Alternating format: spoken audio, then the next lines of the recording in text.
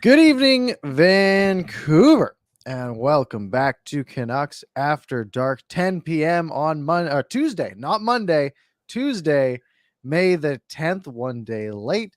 Hope you are all doing well. My name is Parker, and as always, joined by my co-host, the bowling phenom, Canuck Clay. How are you doing today, Clay?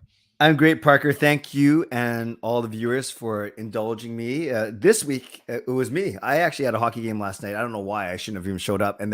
So thanks for doing Canucks After Dark tonight on Tuesday. But yes, I had my best bowling night of the season, including my second highest game ever at 235. So I can say I outbowled my weight by 50 pounds for once. I was very happy about that. Nice. Yeah, Thank you. that Thank is a you. big success.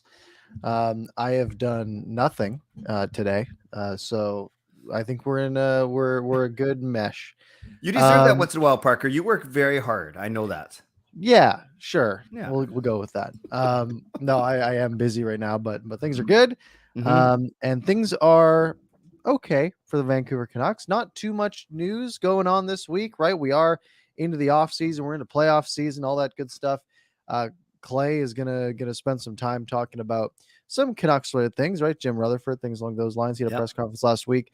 We'll talk a little bit about the draft lottery, which for the first time that the Canucks have been involved in a draft lottery, I didn't watch it because Really? I was working, but Yeah. also I was like, I wasn't too worried. I was like, oh, 1% chance something changes. Yeah. Am I gonna waste my time for 1% chance? Probably not. So that happened. So I guess we're gonna have to start looking 15 spots down the draft boards, which is gonna be exhausting but fun. As we look at who might join the roster in 4 years for the Vancouver Canucks. Um, I must admit, Parker, given your penchant for doing good and timely live streams, I did log onto my computer around 3:30, and the first thing I did is I went to your channel to see if you're actually streaming today. Did you even have a thought about doing it? I was busy. I was at work. Yeah, I was at the yeah. office. Couldn't get it done today. Oh, you're back in the So office.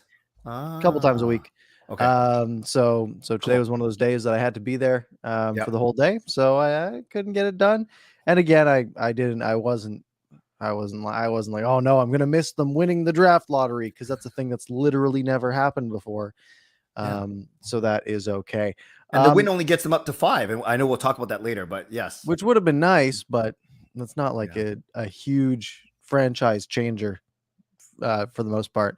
correct. Um, Clay, you're gonna be in charge of the first topic tonight. Oh What are we gosh, talking about here? I've got for the first time I've got no banners, so Ban- we're going on the fly. bannerless. All We are right. bannerless. I can make them if I wanted to, but I don't think it matters all that much. Yeah. So Clay, where are you taking us Well, tonight? let's go for a ride, Parker, to press conference town. And last show was on the Monday night, May the 2nd, I believe was the date. Then that was the Yep. one day after that the Canucks held their media availability, and we heard about Besser and Kuzma. And we dissected all of that last And week. I made the hot take that Bruce Boudreau would sign an extension by this episode.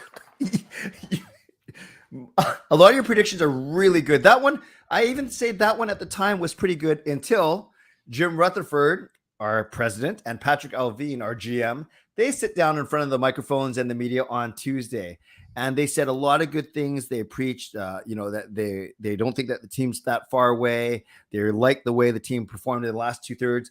But here's the bombshell, Parker. It depends if you call it a bombshell or not.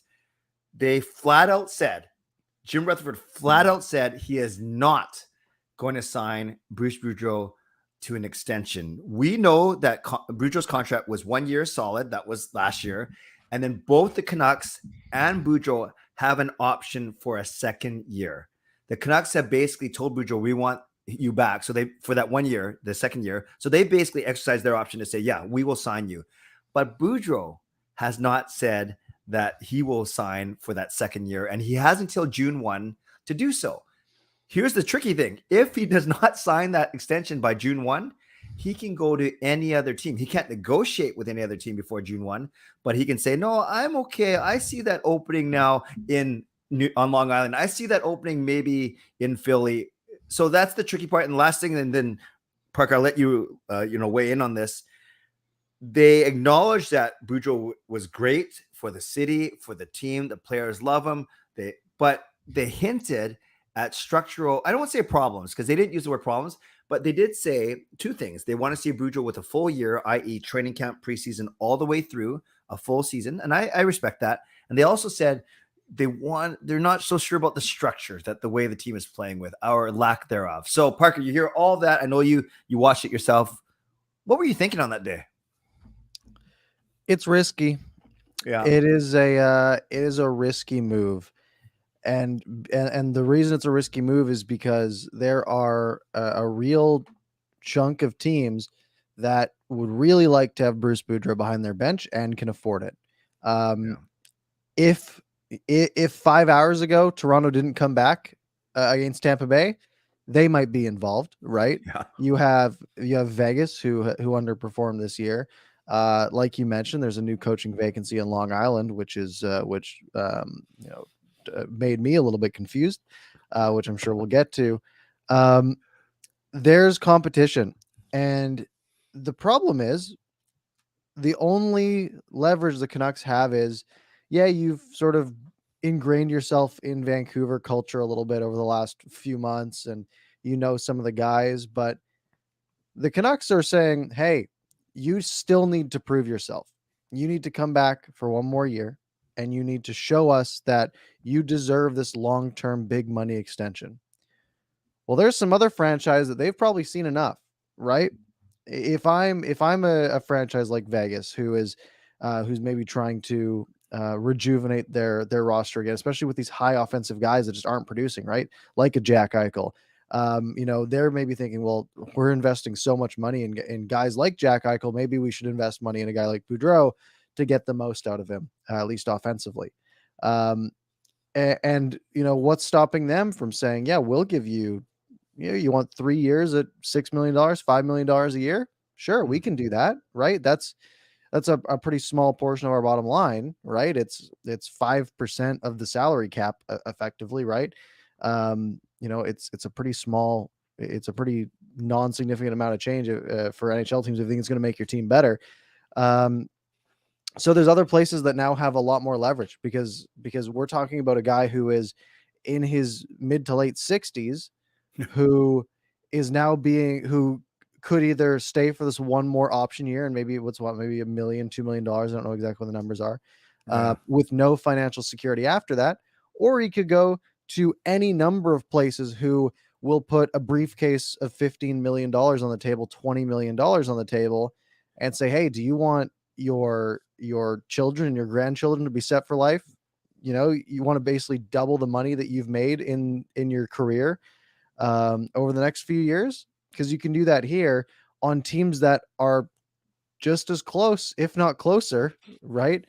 I feel like the Canucks are really betting on themselves that they can afford to not give him money, if that makes sense, which is a risky thing to do, because I know if someone came to me and offered me, 3x my salary and I'm locked in for a few years at that rate, and I'm guaranteed, 3x what I make, I'm putting in my notice tomorrow, right? And most people are, right? That's a crazy difference.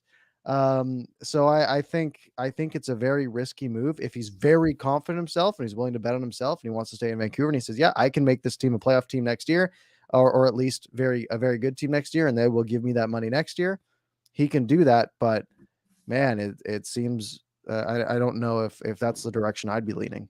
What do you think of the talk or the suggestion that they want to see more structure, whatever that means, practice, defensive game, offensive game? They did actually talk about, Parker, about their trouble breaking out of their zone. So I'm sure they were ignoring Quinn Hughes in that equation, but maybe they're talking about the other 5 defensemen on the ice. So that's one thing they talked about. So what do you think of that comment about structure?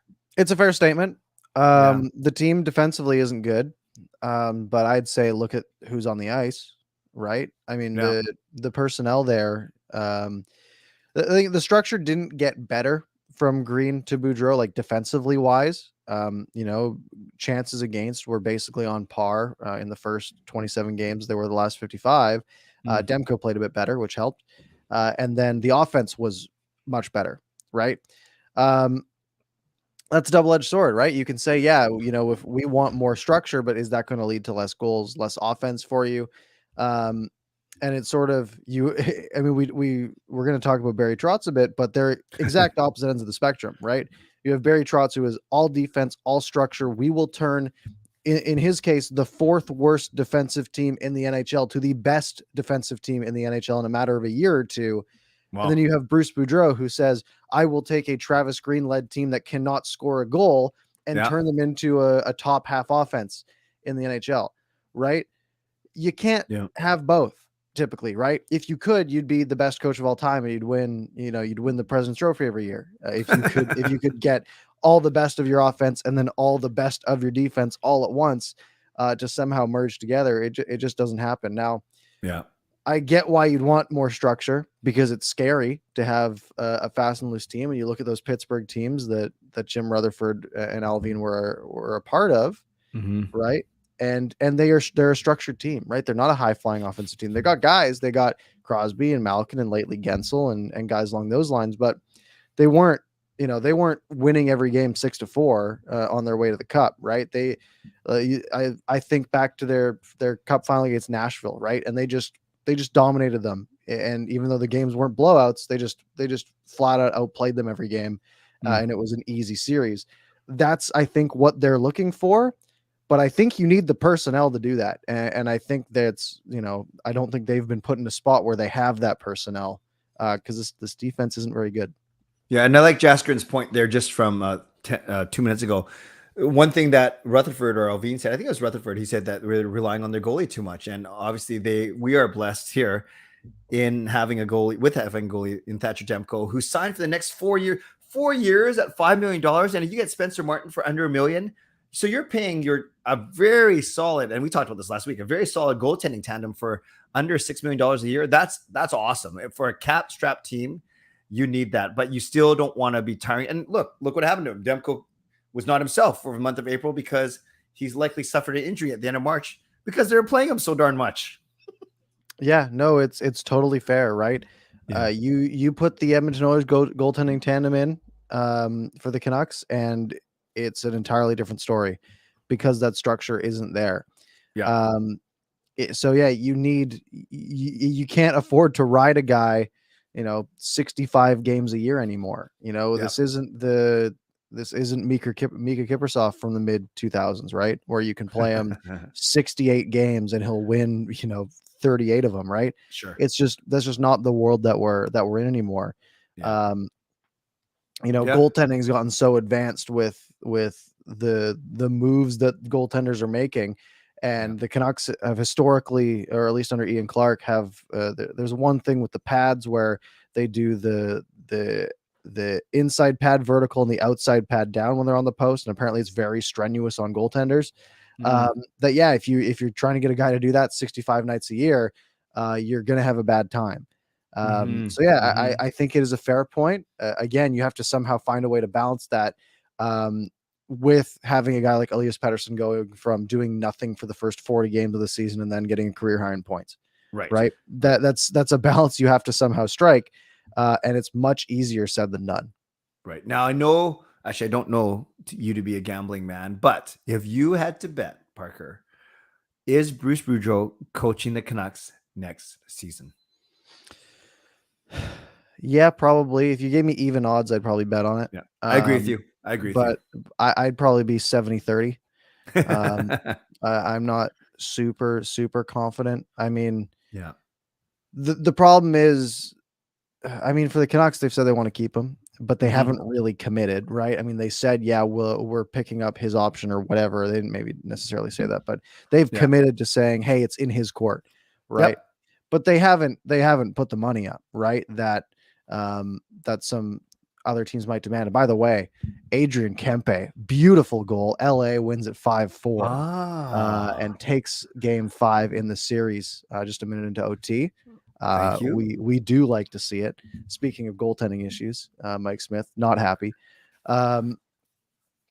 They haven't put their money where their mouth is, and they could have put $10 million on the table and said, hey, here's some stability, here's some, you're not a lame duck head coach, so to speak.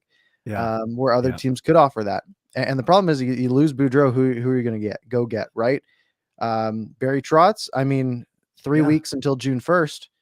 What are the odds Barry Trotz hasn't been called by 8 teams already, right? Another guy with no neck. Go from Boudreau to Trotz. Yeah. Sure. Yeah. I mean, would I want Barry Trotz? Yeah. Yes and no, right?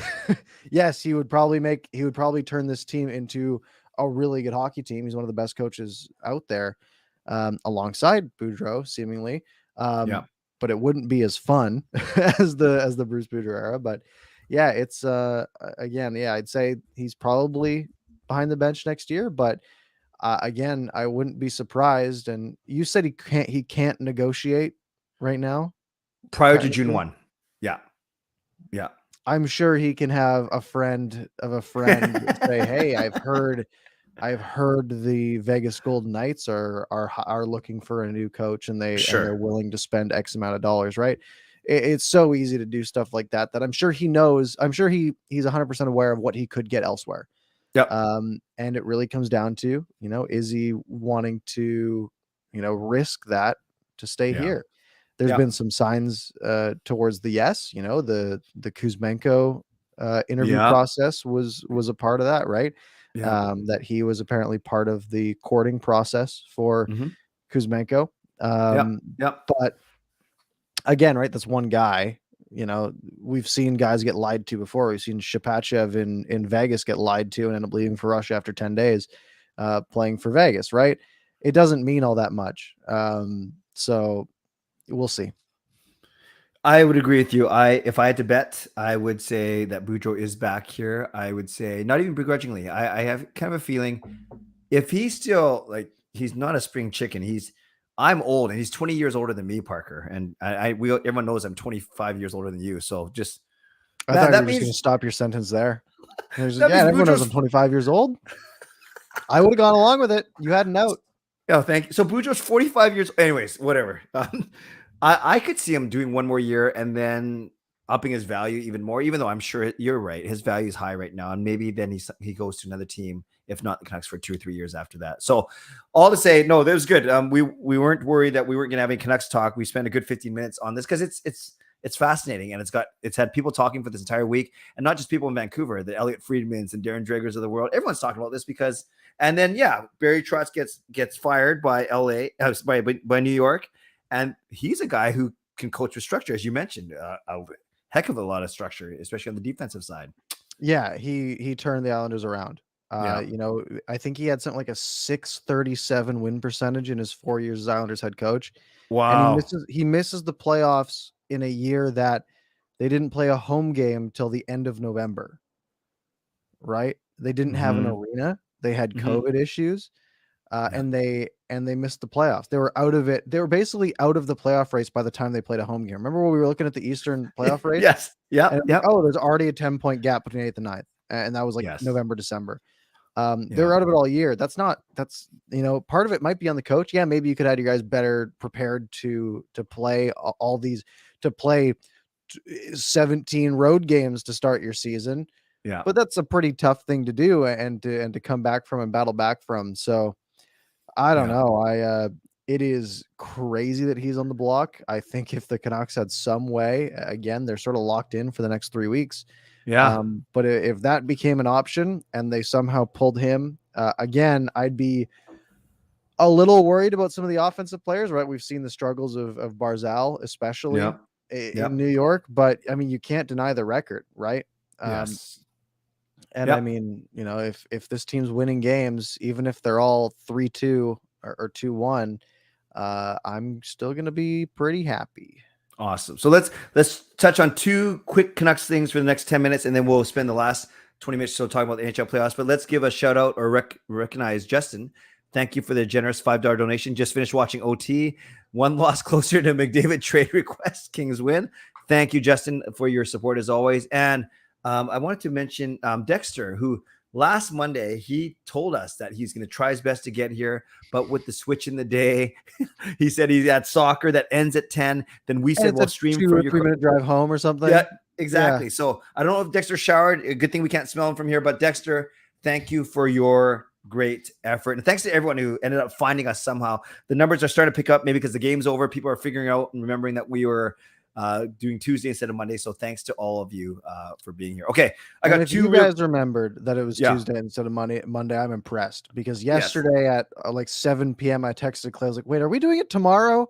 Because I didn't remember if last week we had done it Tuesday. I have no sense of time at this point. But we made it, and that's good. That's the most important part.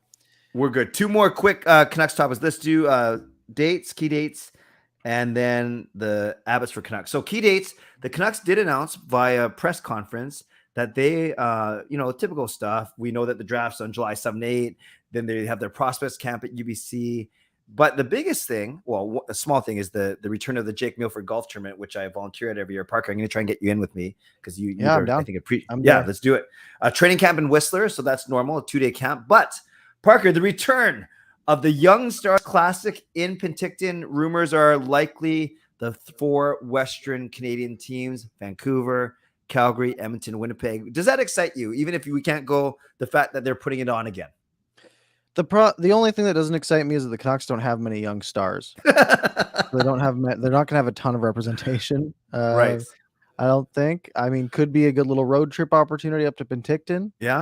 Potentially. I'm gonna try to be up there. I think I can. What a live show! Wouldn't that be fun? I can pull some strings to have a place up there. So maybe make something happen there. No, definitely. Their key dates. They're doing all their scouting meetings right now, which is such a weird thing to have on the key dates list. It's like, are you not meeting at other times? Like, the week before the draft. Only 2 months out, and then they're done. Key. Yeah. And then so prospects camp at UBC, free agency July 13th, all that stuff. And then Young Stars Classic, which is nice to have back. I think they had issues with some of the other teams, maybe not wanting to do it for whatever reason. I guess it costs money, probably, but it's a fun event. It builds some excitement. Penticton's a good place to do it too, because you do have, you have obviously lots of people from here, especially late September, sort of getting one last vacation, and lots of people from Alberta up there too in the interior. So, it just sort of makes a lot of sense. So that'll be a lot of fun. Cool. And before we get to NHL playoffs, let's talk about AHL playoffs. So I don't know if you saw, because of the imbalance in the number of teams in each division, it was like some divisions had this kind of playoff format, other divisions had this kind of. It's weird. Yeah, in essence, Abbotsford tied with Bakersfield for 4-5, so they had to have a little best of 3 to figure out who the actual 4 seed was. Where every game was in Bakersfield. Yes, Bakersfield had all 3 games somehow, and they only needed 2 because they won the first game in OT, and then they won the second game by basically one guy cross-checking our guy into Spencer Martin with a minute to go. Yeah. So a very short-lived playoff run for our Abbotsford Canucks, but despite that, Parker, would you call the first season for the Abbotsford Canucks a success? Yeah, I don't think the success had anything to do with on-ice product. I don't think it had to. I went to 2 games, and they put on a fun atmosphere. They, for most of the season, it was 50% capacity, but I went to the first game after the 50% capacity was lifted, like the same night, and it was like 70% full because I think they had to scramble to sell some tickets. And it's a fun environment. It's a pretty decent deal. I mean, I got tickets for free, but I think you get in for like $30 for a decent seat. Food's not super expensive.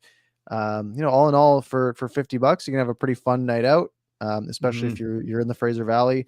And I think that was the most important thing. There were true Abbotsford Canucks fans there, which was a weird thing for me, being, especially the first game I went to, like 2 months into the season. It was like, oh, there's people with like Sheldon Rempel Abbotsford Canucks jerseys. And it's like, and they were people that didn't really follow the Vancouver Canucks. Like, it was such a weird juxtaposition there. But I think that in all is a success. That's great for them to build that fan base. Obviously, we saw having players close by was useful a couple times. And I think it was a success for sure. I agree with you. The fan base was good. The building, the identity, and the brand was excellent. the fact, yeah, even though the quick playoff exit, but we saw not only the development of Lockwood, Martin, Rathbone, who I think will get a good shot next year, as we both talked about, but even some of the veterans, the two Sheldons, more Dries, Nick Patan, Di Giuseppe, Bailey, Dowling, all these guys got some time. So I've heard people actually say that the Canucks were deeper this year. Sure, those aren't like the highest level players ever, but at least they can slot into an NHL lineup for a 2-3 game stint here, and they don't look out of place as opposed to previous years where you're like, who is this guy, or why didn't they call me up? You know what I mean, though, obviously. Yeah, no, for sure. Yeah, it was a good move. Yes. And again, I don't think on ice success matters that much. It's the AHL. You know, the organization isn't out there to win Calder Cups. They're out there to win Stanley Cups, although not well historically. But yeah, it was a good run. Yeah, and let's do one last. Oh, sorry. Place. No, that's it. Let's do one last Canucks thing, and then we'll go to NHL playoffs.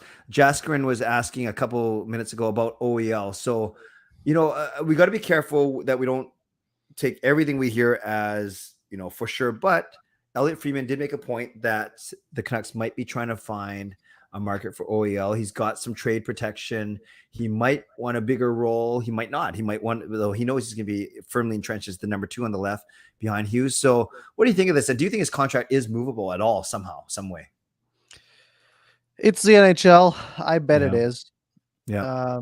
I bet there's some GM out there. Unfortunately, Pierre Maguire was fired unless Target. Yeah. No, I mean, so the quotes from Friedman basically saying, I think the Canucks are trying to find a market for OEL, but he does have control. Right. Right. That contract is an issue. And we're talking about a player who was fine this year. He was pretty good. He was a pretty good defenseman for the Vancouver Canucks. However, he's 30, 31? Do you know the... Yeah, actually, I have it right 30? here. I think he's 30. So probably 31 next year with 5 years left on his deal, if I'm not mistaken. He's 30. Yeah, you're right. Yep. So 5 years left on his deal. The Canucks are paying him, $7 million a year. The Athletic had his market value at $4.4 million, which was, second highest on the team, which is great. But do you think it's going to go up next year? Do you think he's going to get better next year? I think for how good Ekman Larsson was this year, and he was he was like a good number 3 defenseman, is sort of where I'd pencil him in at. 4 years from now, I don't think it's going to be the case. I think he makes too much money, and there's the intangibles of what he brings to the room and all that stuff. But man, it's if they have a way to move on from that contract, they need to do that. Because I've said it a lot, but in a league where a salary cap there's a hard salary cap that governs all, the team that is the most efficient with that money will be the best team, right? Yeah. Every team has the exact same boundary to play by, and that is the $82.5 million a year that they're going to have next year. And whatever team can get the most out of that $82.5 million, doesn't matter how many picks you have, doesn't matter X, Y, and Z, how many years are on those contracts. It's whoever gets the most value in a year, or goes $20 million over the cap into the playoffs. If you're Vegas, although they didn't make the playoffs, which is funny. Then yeah, it's whoever has the most value makes it. And having, whether it's, if we're trusting this model, $3 million of excess value on OEL, $4 million of excess value on Tyler Myers, $1 million of excess value on Tucker Poolman. Luke Shen made up for it with $2 million of positive value. But yeah, you're losing like $8 million of your salary cap in inefficiencies on defense. And you're making up for that in some places elsewhere, right? Right. Alex Chason was a net positive. Vasily Podkolzin on his ELC is a net positive. Niels Höglander, even though he had a bit of a down year, still he's making $1 million a year. It's a net positive. Tanner Pearson, a net positive. Connor Garland, a net positive. Elias Pettersson, a net positive. All these positives on the forward side, and they're all just getting thrown away on the defensive side by all this wasted money and Jason Dickinson. Yeah. Sounds like one of my ex-girlfriends, a net positive. Thank you. I was working on that one for a bit. No? Okay. Just Okay. We'll go with But it. I was going to say, do you remember? I know we're going to pull these stats out on one of our even slower than this episodes where we both looked at Ekman Larsson's points per game for his career. Oh yeah, exactly. At 1 point every 2 games. So that's 42 points from him for sure. 29 points, but he did have a stretch. That was after a horrible slow start. He had a stretch of 7 points in 7 games at the end of March, and basically 11 points in 12 games, or 10 and 11. So not bad near the end of the season. We need more of that, obviously. And maybe it came with a bit more power play one time, actually, when Hughes was out for a bit. Yeah, and again, you can't bank on it, right? Yeah, That's not the Oliver Ekman-Larsson you're getting for the next 350 games. Right. Over the next 5 years. It just Right. isn't. Unfortunately, sure. I wish, right? But yeah, probably not. Cool. Okay, let's do this. We got so tonight we're going to wrap up between 1:45 and 10:50 because Parker's so good to me. I have to get to another appointment that starts at 11. But I want to ask you, Parker, prior to the start of tonight's action, 6 of the 8 playoff series were actually in tied 2-2.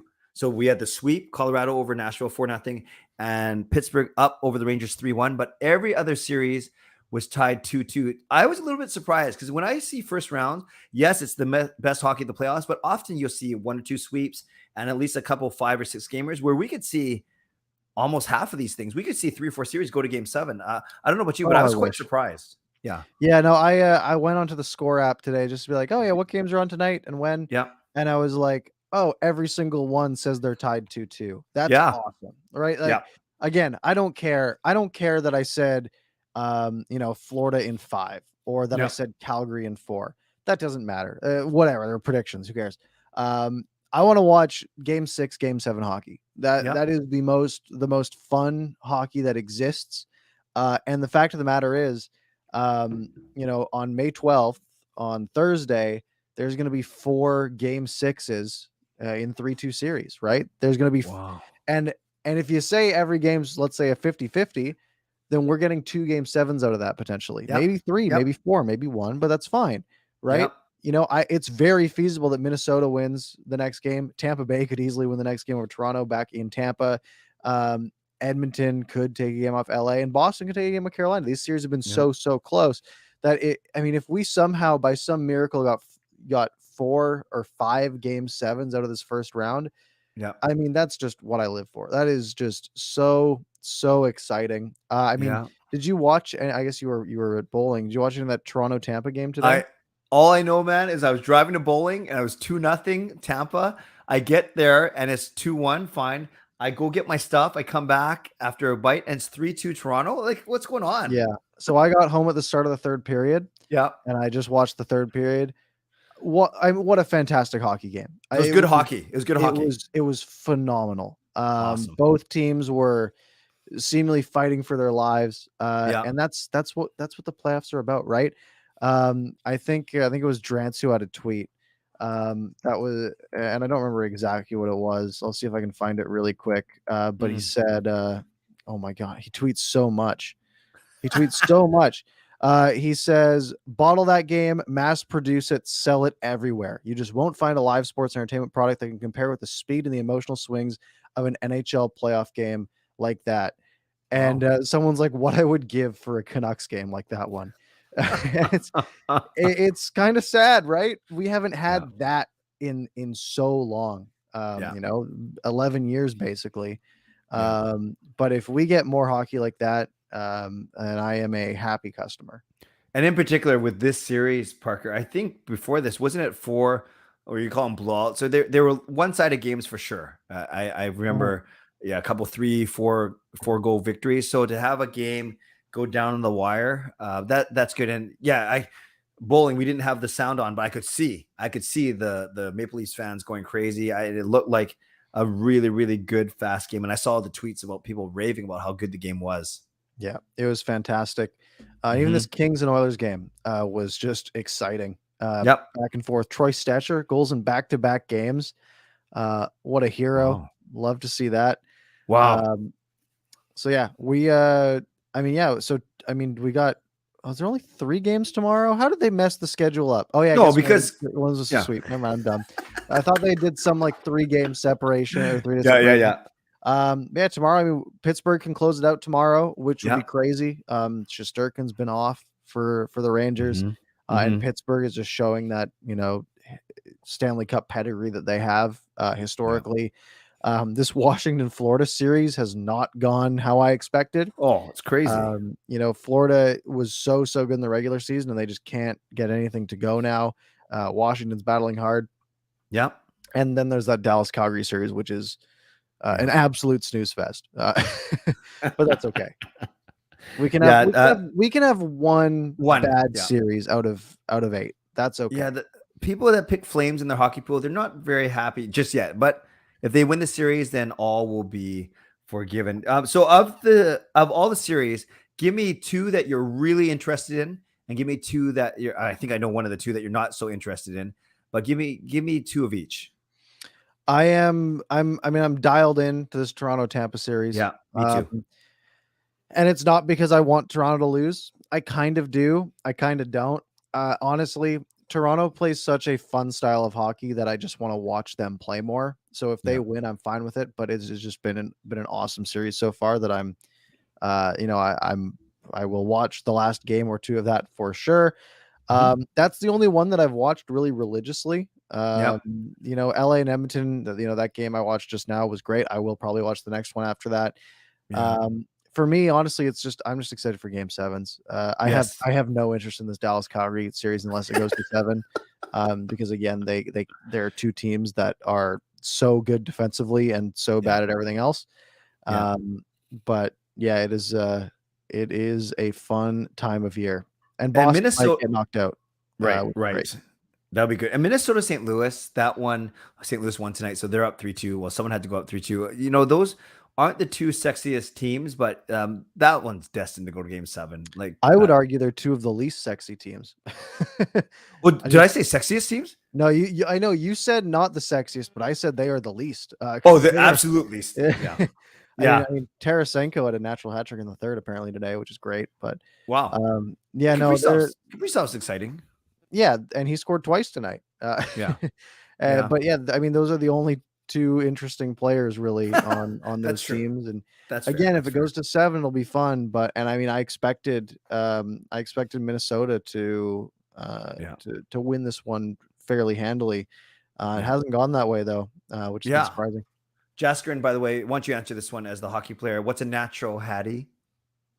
3 in a row for the same player, basically. He scored, it was 2-2. He made it 5-2. In the third period, he scored the 3rd, 4th, and 5th goal for St. Louis to win that game. So here's a question. If, let's say, he scores 3 in a row for St. Louis, what happens if there's a Minnesota goal interjected between any of those two goals? That's just a regular hat trick then. So it's got to be 3 in a row. I think it's got to just be 3 in a row. That's okay. Very cool. Very, very cool. Okay, yeah, I'm with you. Toronto, Tampa intrigues me. I think LA, Edmonton does intrigue me, especially given that their games are quite close now. Dallas, Calgary doesn't intrigue me. And, Boston, Carolina doesn't really intrigue me. Same. Carolina, I have a bunch of players picked in Boston. I do want to see lose, but although that series did start off very feisty. I remember it's the feistiest series of all of them, but maybe it was feisty today. I don't know. Or yesterday. I didn't watch today's game. I watched the game on Sunday. Yeah. Because it was early. I think it was like a 9:30 start, which was nice. I was up. I was like, oh, there's hockey on. That's great. And that was actually a really good hockey game. But again, I just thought I want Carolina to win, obviously, but I'm not like so interested in it. I don't think either of those teams is winning at all. I think they're going to run into Tampa or Toronto and have some trouble. But I mean, it's I'm happy Carolina's pulling ahead there. Right. And maybe the timing. Well, let's figure this out. I think the timing of next Monday's show, won't that be right after the first round ends? Yeah, it'll be exactly 2 weeks after the first round. So technically, if they play correct? It's too late. When's the last game sevens? When's the last game sevens? The NHL scroll bar doesn't go that far. I can click all the way to Sunday. There are no games scheduled for Monday. So yeah, Saturday will be one set of game 7. Sunday will be the other. Awesome. So we will do. My point is, we'll do our second round predictions on that day. We can at least we'll have some content. We can revisit our first round picks. But are you suggesting then the winner of Washington, Florida, is not going to get through to the winner of Tampa, Toronto? I think they're going to be up against it. I think if the Panthers had been handling Washington a little bit better, I would have said, okay, they'll make it interesting. I think Tampa and Toronto are both playing at such a good high level right now that I think this should be round 3. This is a heck of a playoff series, and for me, it's an argument both for and against the current playoff structure, right? I love that this is a first round matchup we're getting, but this feels like it should be the conference final. And it very well could have been if we were doing the 1 through 8. Sure. And one might say that Minnesota and St. Louis are just playing to see who ges creamed by Colorado, because not only did Colorado decimate Nashville, they are getting 4 or 5 days of extra rest now. A little week of vacation. I think it was Bruff who tweeted they should just go to Cabo for a week and reset. Colorado made that series look so easy. They are so good. I did predict them in 4. Oh, very good. Didn't we? So you're already up. And did you say them at 5? No, I didn't pick any sweeps. Yeah, I said 5. And you might get Toronto over Tampa. So I'd have to and that's the only series that we differed the winner. So I might have to try and make some hay on some games. But if you got that Colorado one, that's gonna be tough. Cale Makar is a problem. Speaking of Colorado, okay, he genuinely is so good. Did you see his goal yesterday? No, not yesterday's goal. 2-1 goal. It is the most precise, hardest wrist shot you'll ever see from the point that just goes through everybody and hits the top corner. He had 3 goals in that series. He had more points than the Nashville Predators had goals in that series. He scored 30. He scored 28 goals this season as a defenseman. He's a top 3 player in the NHL almost. He's going to be there in a year or two, if not now. It is absolutely to shoot at 12%, to have an 11.7 shooting percentage as a defenseman when most of your shots for a defenseman come from the point. That's so absurd. Now remember, voting for these awards was done before the playoffs started. So does Makar? He's not going to win the Norris. Yeah, he's not, right? It'll be Yossi. But he might win the Conn Smythe. Right. That's my hot take of the week. Cale Makar wins the Conn Smythe trophy. So just write that one down, somebody, and we'll see where we end up. I like that. So we both agree that Yossi will likely win the Norris over. He had 95 points this year, didn't he? Or is that just his number? No, that's right. Yeah. So what do you think of the Vezina? Markstrom, Saros, and Shesterkin? It's got to be Shesterkin. Yeah, I agree. He dominated. Mark had a bunch of shutouts, but Shesterkin, was...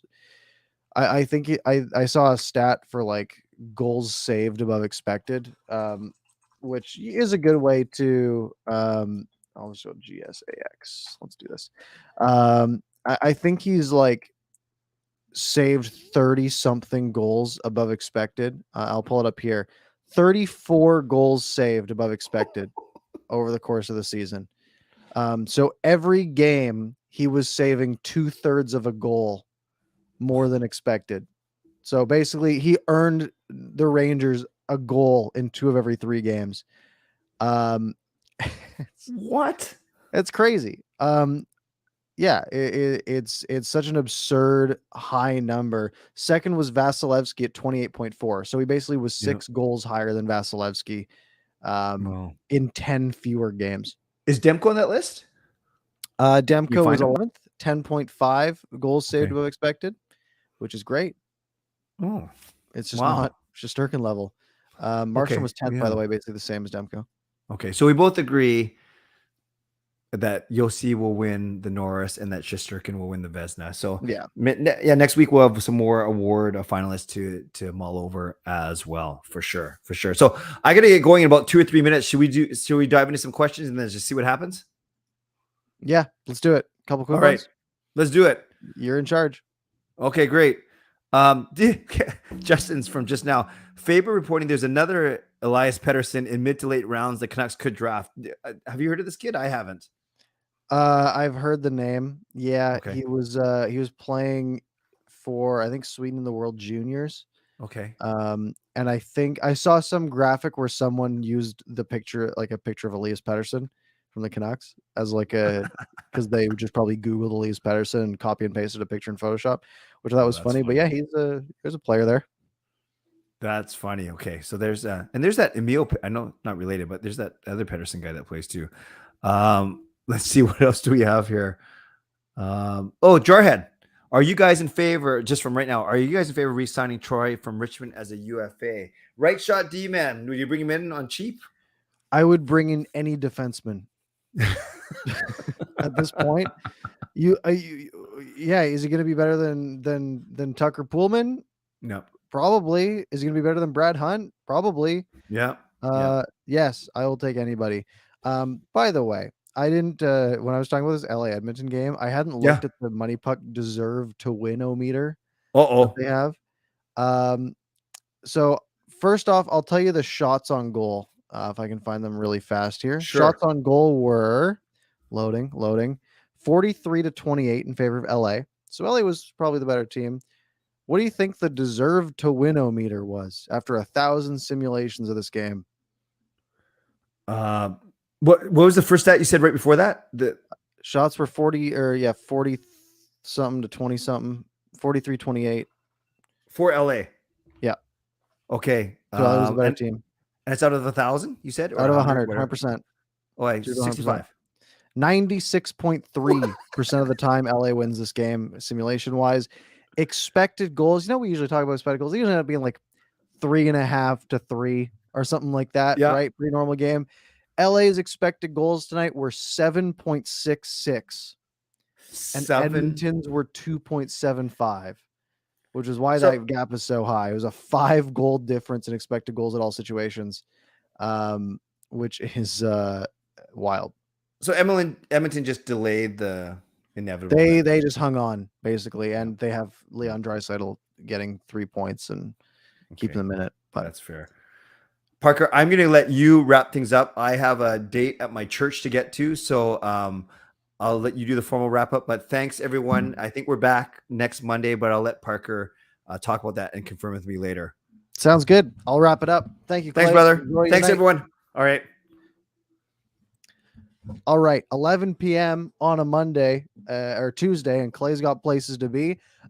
We will wrap up, though. I will say thank you guys very much for joining us tonight here on Canucks After Dark. If you missed any part of the show, feel free to rewind back to the beginning, or you can find it on your favorite podcast platform in a matter of about 20 minutes or so. Apple Podcasts, Google Podcasts, Spotify. Clay's not here. I can list them all. Overcast, Pocket Casts. There's so many. Just Google Canucks After Dark. You'll find it. You guys know the drill at this point. I hope you all have a good week, a good night. By next week, we should have all of these first round series will be done. We'll touch on those. Make sure you're subscribed if you haven't already. Hit the like button. Leave comments. You guys know how this stuff works. So I'm not going to tell you anymore. I'm going to go to bed. Have a good night, and we will talk to you next week.